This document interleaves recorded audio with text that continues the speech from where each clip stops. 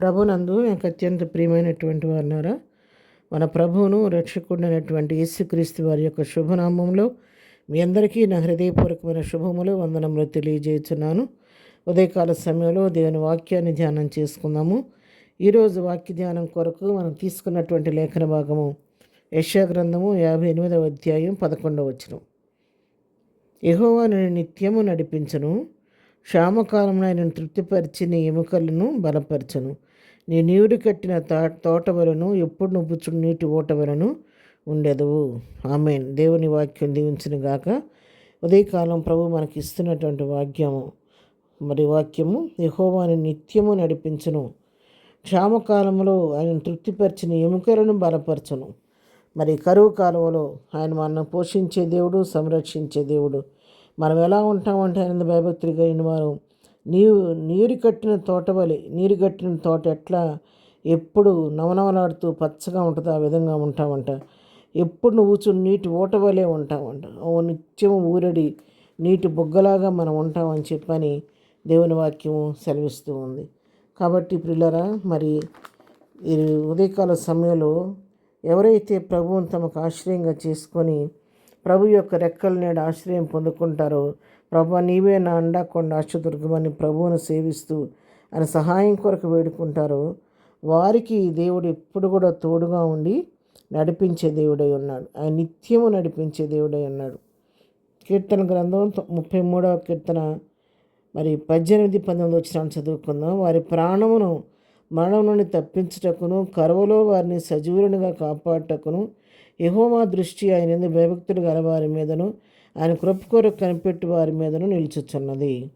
మరి చూసారా, మరణం నుండి మన ప్రాణాన్ని తప్పించడానికి, కరువులో మన సజీవులుగా కాపాడటానికి ఆయన కనుదృష్టి ఎప్పుడు మన మీద నిలిచి ఉంటుందంట.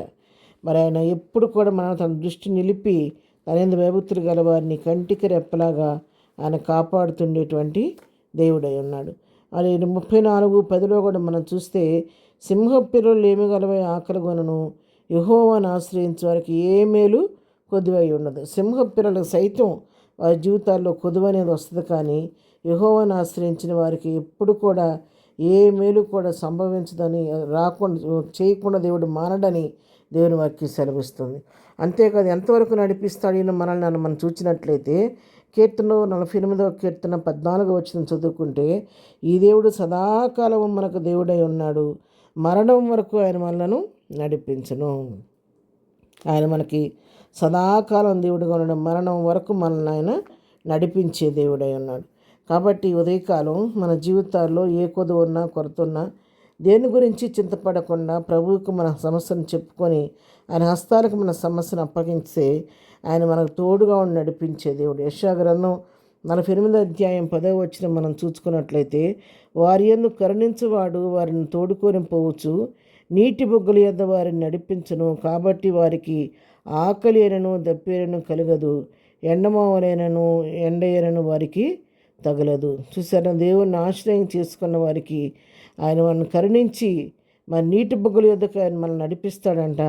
మరి మనకు కావలసినటువంటి జీవాహారాన్ని ఆయన తినిపిస్తూ జీవజలం త్రాగిస్తుంటాడు. కాబట్టి మరి వారికి ఆకలైనా దప్పికైనా కలగదని చెప్పి, ఎండమావులైనా ఎండైనా తగలదని దేవుని వాక్యం సెలవిస్తుంది. కాబట్టి ఉదయకాల వాక్యం వింటున్నటువంటి ప్రియమైనటువంటి వాళ్ళు, మన జీవితాల్లో మరి రక్త మాంసాలు ఉన్నాము, లోకం ఉన్నాం. కాబట్టి ఎన్నో సమస్యలు ఎదురవుతూ ఉంటాయి. మరి ఊహించిన సమస్యలు కొన్నిసార్లు ఎదురవుతూ ఉంటాయి. పరిస్థితులు ప్రతికూలంగా ఉంటాయి కొన్ని పరిస్థితుల్లో. అయినప్పటికి కూడా వాటిని బట్టి మనం కృంగిపోకుండా సమస్తను చేయుటకు నిత్యం నడిపించే దేవునికి మన హస్తాలను అప్పగిస్తూ, ప్రభువా నీవే ఈ పరిస్థితిని నడిపించమని కృపాహస్తానికి మనల్ని అప్పగించుకుంటే ఆయన మన తోడుగా నడిపించే దేవుడై ఉన్నాడు. ఆ విధంగా దేవునికి మన సమస్యను అప్పగించి ప్రభు హస్తాలకు మనం అప్పగించుకుందాం. ప్రార్థన. ప్రేమగల తండ్రి, పరిశుద్ధుడా, నీకు వందనాలు. ఉదయకాలం వాక్యమైన బిడ్డలందరినీ దీవించి ఆశీర్వదించండి. దినం ఎడుతున్న మార్గాల్లో చేస్తున్న పనిపాట్లో నీ కాపుదల దయచేయండి. ప్రతి వారి అవసర క్రియకుల ఇబ్బంది మీ నామంలో తీర్చండి. ఎవరైనా బలహీనగా ఉంటే ముట్టి స్వస్థపరచండి, దుఃఖంలో ఉంటే ఓదార్చండి, ఆపదలో ఉంటే తప్పించండి. ప్రభా, ఏదైనా బర్త్డే మ్యారేజ్ చేసుకుంటే బిడ్డలను దీవించి ఆశీర్వదించండి. వారి జీవితాల్లో కావాల్సిన సమృద్ధిని కలిగి చేయండి. ఎవరికి ఏ సమస్య ఉన్నా మీ నామంలో తీర్చి నీ కృపకు పాత్రలుగా చేయమని మీరే మా హస్తాలు పట్టుకొని ఇచ్చిమో మమ్మల్ని నడిపించమని యేసునామంలో ప్రార్థించడి పొందుకొని ఉన్నాము తండ్రి. ఆమెన్. ప్రభు కృప సదాకాలము మనందరికీ తోడయుండి నడిపించును గాక. ఆమెన్.